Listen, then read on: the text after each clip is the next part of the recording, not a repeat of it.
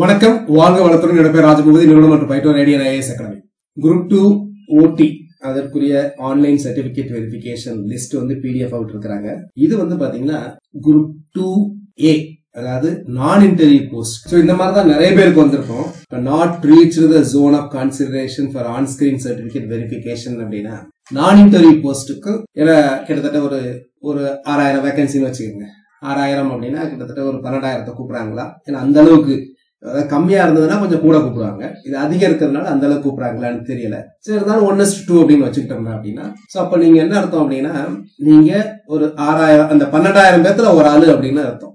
எது reach the zone of consideration அப்படின்னா, அப்ப இந்த கேஸ் இப்ப நான் ஸ்கிரீன்ல காட்டுறது not reach the zone of consideration. அப்போ not reach the zone of consideration for on screen certificate verification அப்படின்னா இதான் நிறைய வரும். நான் ஏற்கனவே சொல்லியிருக்கேன், 1:10 அப்படின்னு எடுத்திருக்காங்க அப்படின்னா மீதி இந்த 8 மடங்கு, மீதி உள்ள அந்த 8 மடங்கு இருக்காங்கல்ல, சோ அவங்களுக்கு பாத்தீங்கன்னா இந்த மாதிரி வந்துடும். சோ அப்போ நாட் ரீச் த ஜோன் அப்படின்னா ஆல்மோஸ்ட் நில்.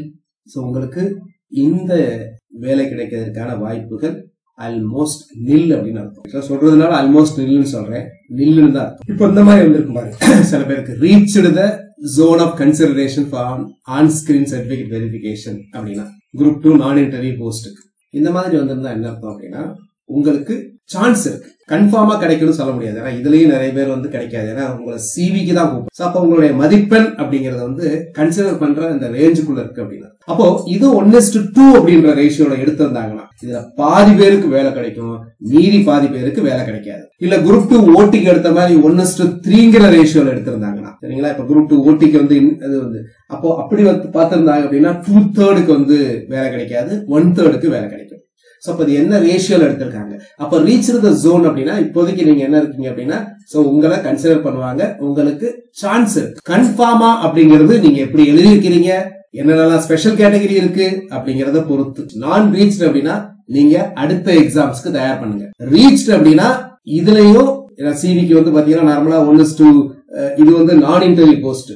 சோ நான் இன்டர்வியூ போஸ்ட்ங்கிறதுனால அதிக வேகன்சிங்கிறதுனால என்ன ரேஷியோல எடுத்திருக்காங்க அப்படிங்கிறது நமக்கு தெரியாது. இதுல டோட்டல் எவ்வளவுன்னு தெரிஞ்சதுன்னா அதுல எத்தனை பேருக்கு கிடைக்கும் உங்களோட பெர்சன்டேஜ் அப்படின்னு பார்க்கலாம். இப்போ உங்களுக்கு வாய்ப்பு இருக்கு அப்படிதான் சொல்ல முடியல. கன்ஃபார்மா இருக்கு அப்படிங்கறத உங்களுக்கு கிடைக்கக்கூடிய மதிப்பெண்கள், உங்களுடைய ஸ்பெஷல் கேட்டகரி எல்லாத்தையும் பொறுத்து வரும். சோ மதிப்பெண் அவங்க கொடுத்திருந்தாதான் ஓரளவு அதை வச்சு நம்மள ஓரளவு ரேங்கிங் அந்த இதெல்லாம் வச்சு பார்க்க முடியும். இப்போதைக்கு பாத்தீங்கன்னா அந்த சேஃப் அந்த ஜோனுக்குள்ள இருக்கிறீங்க. பட் இந்த வட்டம் முக்கியம் கிடையாது. இதுக்குள்ள ஒரு இன்னர் சர்க்கிள் இருக்கு தெரியுங்களா, அவங்களுக்கு தான் வேலை கிடைக்கும்.